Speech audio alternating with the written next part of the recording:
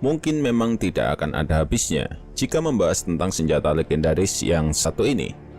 Ya, senapan serbu kebanggaan Rusia dengan jumlah produksi yang sangat fantastis ini menjelma menjadi senjata paling umum dan banyak digunakan di seluruh dunia. Tercatat untuk saat ini, ada sekitar 100 juta senapan Kalashnikov yang diproduksi secara resmi di 55 negara di seluruh dunia. Angka tersebut baru yang terdaftar secara resmi, belum termasuk sejumlah salinan rekayasa lain yang dikembangkan untuk mempelajari struktur, fungsi, dan cara kerjanya. Senjata ini seringkali ditemukan di tangan para gerilyawan di negara-negara berkembang. Tetapi, image-nya menjadi sedikit tercemar tatkala ia juga menjadi senjata andalan bagi banyak kelompok kriminal bersenjata di berbagai belahan dunia, mulai dari perompak, pemberontak, dan juga teroris. Saat ini, mungkin banyak yang mengira jika senapan serbu AK-47 begitu sempurna untuk bertempur di medan perang. Namun meski begitu, ia tetap memiliki kelemahan. Nah, agar poinnya adil, Mimin sudah merangkum mengenai 3 kelemahan dan kelebihan utama dari senapan serbu AK-47.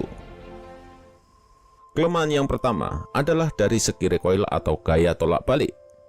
AK-47 memiliki hentakan tembakan yang jauh lebih besar jika dibandingkan dengan senapan serbu lainnya, seperti M16 dan HK416.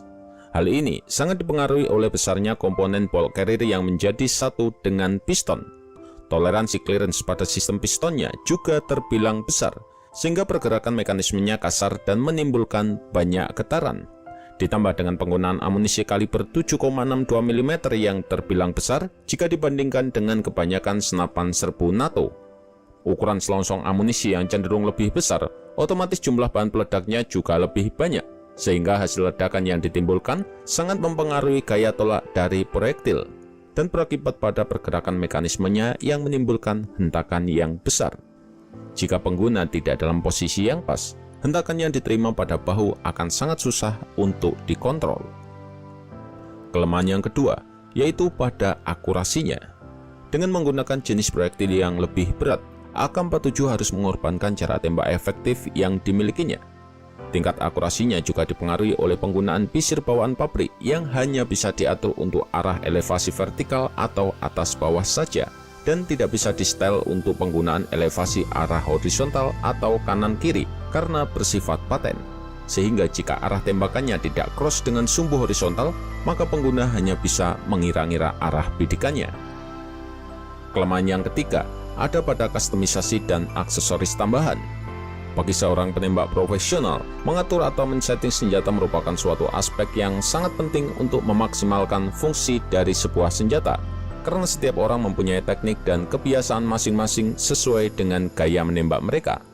Selain keterbatasan aksesoris yang dapat digunakan AK-47, ia juga memiliki popor yang bersifat fix atau tetap, serta ukurannya yang cukup besar dan berat, sehingga pengguna harus bisa menyesuaikan dengan kondisi tersebut, dan dalam kasus yang ada membutuhkan jam terbang yang cukup tinggi. Aksesoris yang sangat minim juga sangat mempengaruhi kenyamanan penembak dalam menggunakannya. Kemudian masuk ke 3 poin utama untuk kelebihannya. Kelebihan yang pertama adalah pada harganya yang murah. Tak dipungkiri, banyak senjata yang lebih baik di luar sana, namun satu kekurangan mereka, ya, harga per unitnya sangat mahal. Misalnya M16 yang harga per pucuknya bisa mencapai 2.500 US dollar. Lalu bagaimana dengan AK-47? Sebenarnya versi asli dari AK juga dibanderol dengan harga yang relatif sama dengan M16. Tetapi pada versi senjata non-lisensi yang banyak dipalsukan di berbagai negara, dibanderol dengan harga yang jauh lebih murah. Dengan 1 unit M16, mereka bisa mendapatkan sekitar 3-4 unit AK versi non-lisensi. Padahal soal kemampuan, kedua senjata ini juga tidak terpaut jauh. Harga yang sangat murah ini tentu saja juga menjadi pertimbangan bagi kelompok teroris untuk menggunakannya sebagai senjata utama. Kelebihan yang kedua adalah pada daya hancurnya yang besar. Ya, AK-47 memang memiliki kemampuan yang gila. Bahkan jika dihitung dari skala Joule, power dari senjata ini lebih unggul beberapa ratus poin dari M16. Sehingga ia sangat efektif untuk dipakai di pertempuran jarak dekat. Ketika pengguna bisa memperhitungkan jarak dan muntahan dari proyektilnya, ia akan mampu menewaskan 2-3 orang dalam sekali tembak. karena dengan menggunakan amunisi yang lebih besar, proyektilnya mampu menembus halangan seperti pohon dengan kondisi proyektil yang masih tetap utuh. Hal ini sedikit berbeda dengan amunisi saingannya yaitu M16, di mana proyektilnya kemungkinan besar akan hancur saat mengenai target pertama. Kelebihan yang ketiga, yaitu pada durability atau tingkat ketahanannya yang luar biasa. Memang harus diakui, senjata ini bisa bertahan dalam kondisi apapun, baik itu lembab, kering, salju, dan sebagainya. Tak hanya itu saja, kemampuannya seakan tak terbatas. Misalnya saja saat ia ditembakkan di dalam air. Jika senjata lain biasanya akan mengalami pengurangan laju proyektil atau muzzle velocity, namun ini akan sangat minim terjadi dengan AK-47, sehingga ia tetap stabil meskipun dipakai di dalam air. Bahkan setelah terendam di dalam lumpur pun, tak akan menghalangi senjata ini untuk menembakkan pelurunya. Nah, itulah tadi 3 kelemahan dan kelebihan utama dari senjata legendaris AK-47 berdasarkan data yang ada.